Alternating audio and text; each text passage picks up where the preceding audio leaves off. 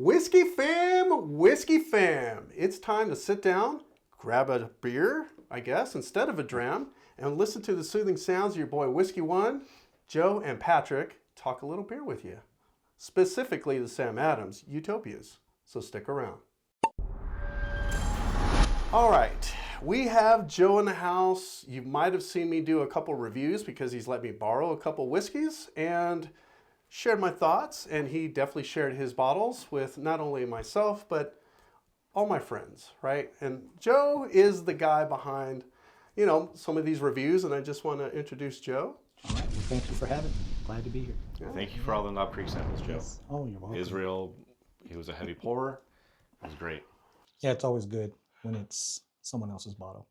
They say that if someone's going to share whiskey with you, you should share with all your friends. Someone said that. So this time we're going to jump into some Sam Adams Utopias. This is last year's release, correct? Yes, the 2025. Yes, sir. All right. So talk to me about why you wanted to try this or why you took the plunge and got it to begin with. Well, I've always been a Sam Adams fan, and I had an opportunity to get this a couple years ago from Total Wine, but I wasn't sure with it being beer, once you open it, if it was shelf stable. But, after doing some research and talking with you and found out that it is shelf stable. And then I got the opportunity to purchase one again. So here we are. So yeah, let's go ahead and let's give this a shot. Yeah. So we're gonna enjoy it. I don't know about you. Have you ever had Utopias? Okay. How many? How many different ones? All of them. All 30. All 30. Okay. I don't know if there's 30, but I've had them all. I think he's full of shit. No, but I've had one from 2 years ago. I did not have the 25. I had, I think, the 24. Another friend of mine had it and shared it with me. Thank you, sir. Yes, sir. And I'm just going to say this. Utopias is a bit of a polarizing beer because, number one, the price tag. But what people don't really know is the story behind it. Like, why is it so expensive? Story goes, and this is bottled, by the way, at 30% ABV, so 60 proof. It's almost a whiskey in proof anyway. This is super fruity. My God, yes. I can smell it. Ooh, that smells nice. But I just want to share some deets. There is beer in here that's been aged in multiple different casks. Some whiskey, and I'm going to read from my phone because there's a lot. But in particular, this year they aged it in... Let's see, that's right. Amarone, white port casks, and an Irish whiskey. This particular release has those extra barrels, whereas the other ones did not. And it's been aged for a combined 30 years. Long time. Can you taste all that barrel? Have you dove in yet? I did a few weeks ago when I originally cracked this about 3 weeks ago. So, and it took a little sip, but I've left it alone. So I'm kind of curious to see what my thoughts are today after we sample this. Well, let's nose and let's enjoy this, gents. Yep. I know I am, that's for sure. So for those of you guys kind of curious, what is the price point on this? I think retail is at least $240. How much did you end up spending on it? This was $300. $300. Yes. Okay. And you did the lottery program, right, with Total Wine or something like that? No, I actually got this one from one of the local places there at Latitudes. This is where nice. I picked this one up. Okay. Nice.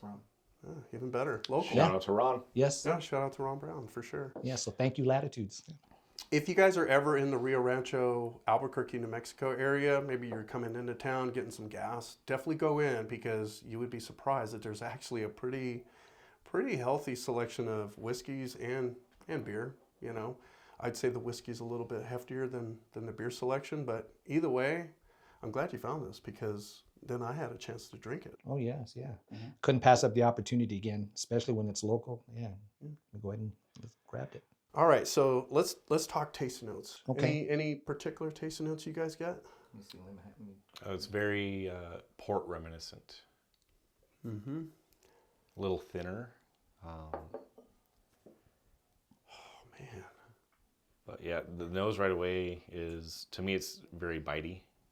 So Yeah. It's kind of sharp, hard to pull notes from, but on the palate, all the fruit notes start shining through. You got some like dark grapes. Mm-hmm. Yeah, for sure. Yes, I get the same thing. It is great. I think fig was the first thing that jumped to me, was like fig and almost like a raspberry tart type of dessert jumped out at me. I know port is a bit of a red, you know, like, I don't know if it's a red wine, but it's definitely like fruit forward for sure. I know on the nose I'm getting some, just me, I'm getting some chocolate on the nose. I don't, yeah. Yeah. You know what it is? That fig and the fruitiness like is like in the way. But yeah, if this tastes down, you get that chocolate.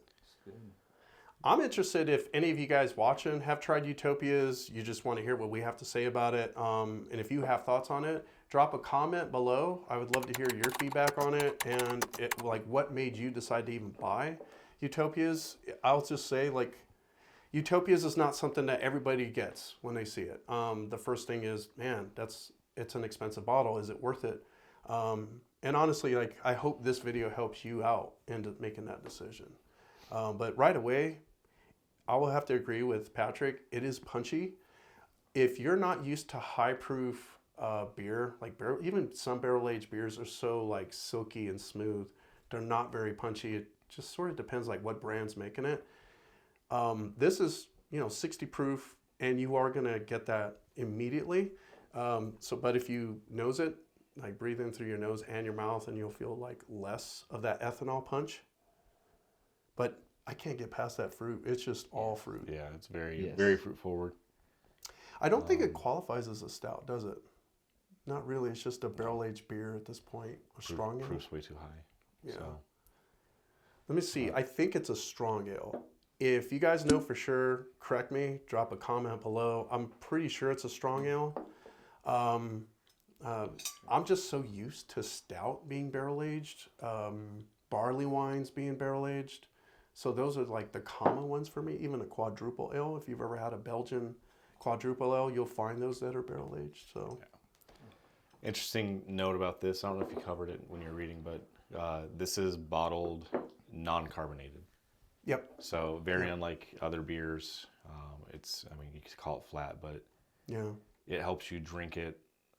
I would imagine it just helps it being shelf stable, but yeah, for sure.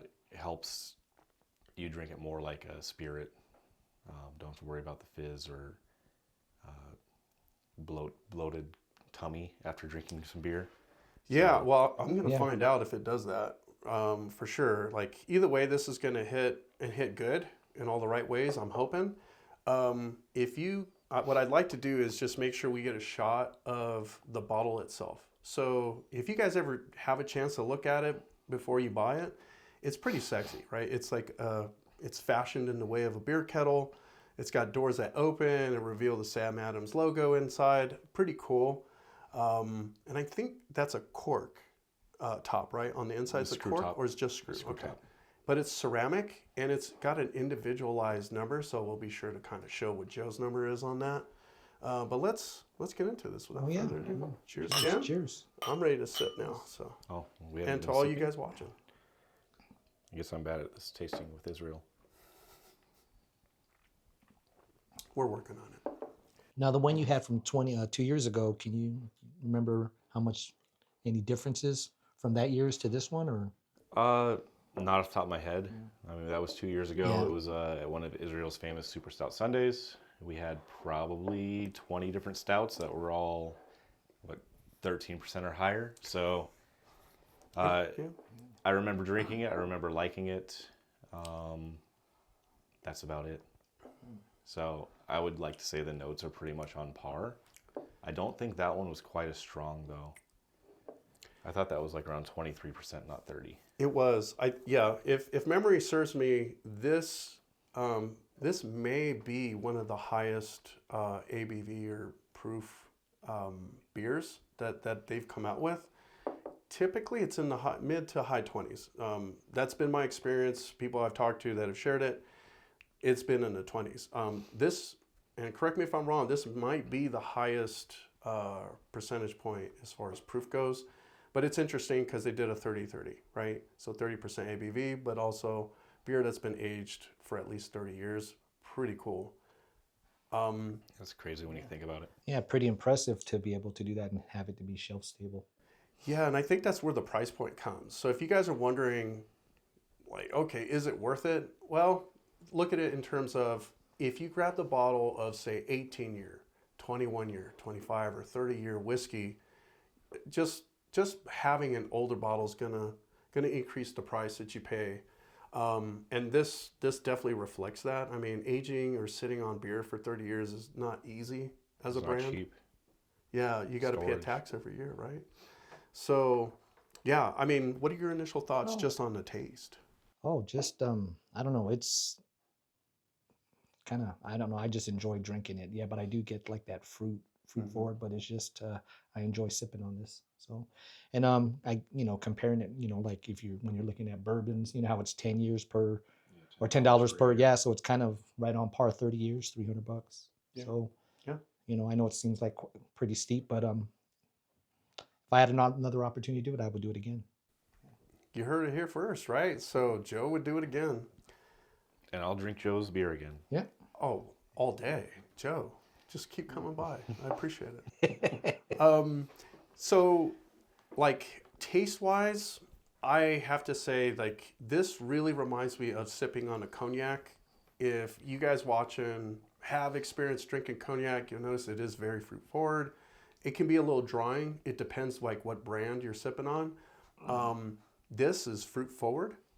I like that it's not punchy on the taste, meaning like I don't feel like I'm just drinking alcohol. It is alcohol, but I don't feel like I'm just drinking high proof alcohol with nothing to go with it. It is a bit warming too. Even for a beer, that's surprising because I usually won't even touch a whiskey that's 80 proof just because it's a little too low and a little flat. It doesn't feel flat to me. What about you guys?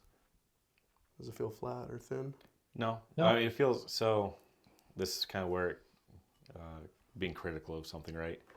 I think this drinks too close to a port to me, and it's kind of landing in that uncanny valley where it tastes like something I'm familiar with, but it's missing that like viscosity and mouthfeel. Okay. So I enjoy it, but mentally, like my brain's being tricked into like you don't want this or you don't like this because it's not what you're expecting, right? So it's very good. It's just, yeah, it's that like as someone who sips on port pretty regularly, it's the flavors there. It's really thin, but that's to be expected because it's a beer. It's not a port. So Yeah, port can be like thought of as an aperitif. I know, although not a port, but when I went to Spain, I grabbed the bottle for some family because I wanted to, show thanks for letting us stay with them. And what I got was a Pedro Jimenez Oloroso sherry. And I thought, oh, it's just going to pour like regular table wine, not too thick. And I remember as soon as I poured it, my family kind of laughing at me because I poured a lot. I poured a glass full, right, of what I thought was just wine, table wine. And when I drank it, it was a different experience. I'll just say that. So where I'm going with this is if you get it, I wouldn't at all pour it thinking I'm about to have a glass full of beer. right. It definitely has that mouthfeel of an aperitif. Not liquorish. I wouldn't say it crosses that threshold being that thick, but it's got a thicker mouthfeel.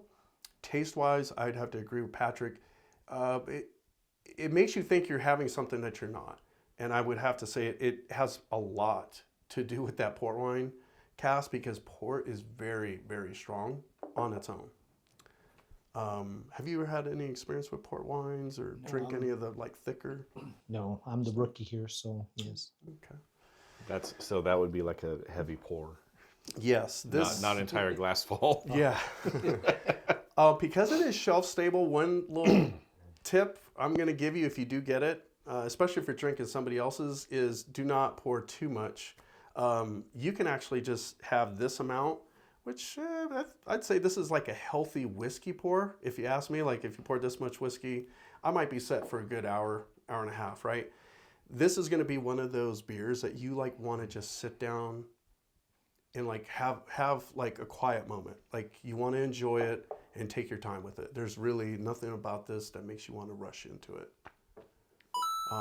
What do you guys think overall, though? Would you recommend getting this to anybody else? Yeah, even if you're not getting it for yourself, get it with a group of friends. 5 people could split this and have a good time. Yeah. Or be like Joe and just buy it and sip on it over the course of a few months and share it with some friends. Yep. It's kind of what we're in this for, right? Is community and. Yep. Yeah, 100%. That's actually a good move, and not just with beer. If you come across a bottle of whiskey, you've been eyeing it, get some friends to chip in on it. You know, have that moment together. Because honestly, are you really going to enjoy that whiskey just by yourself? You could, but it wouldn't be as fun. I agree. Yeah, it's a lot more fun when you share it with those that have the same interests as you. Yep. All right, so I know we shared our thoughts about tasting notes, whether we would get it or not. I think it'd be a good idea to kind of give a little bit more deets on it. This is banned in 15 states. I'm not quite sure because it's not like 200 proof. I don't think this is just going to easily like start a fire or something like that. So I don't know why. Maybe it's just specific to beer. I think it's beer laws. Beer laws. What else do you want to share before we wrap? Buy it for the bottle. It's a beautiful decanter. You're not going to see beer often that you want to keep on your shelf as an adult. I know a lot of us as young 21 through 25-year-olds drink beer and we put them on shelves, above our counters. But it's an art piece. And it's cool. You get to play with it. Oh, yeah. See little Sam's face. Mm-hmm. And then Did you show him Sam's face? Yeah, so Okay. Sam's here, and then we put Sam to sleep. And then it's beer time. Yeah, it's beer time. And definitely once it's empty, I'm definitely going to have it on my bar to display. Yeah, because it is a beautiful bottle. So, if you guys are writing a will, okay, I'm not sure if you're there yet, but if you write a will, the decanter itself is something that you make sure you write into it, because I'm pretty sure there's going to be family members fighting over it. I don't know about that. But... So on that note, we're going to go ahead and wrap. So thank you, Joe, once again. Oh, you're Cheers, welcome. my friend. Cheers. Appreciate you sharing this. Patrick, Yeah. appreciate you being here. And remember, here at Whiskey One, it's about the one you enjoy. Cheers.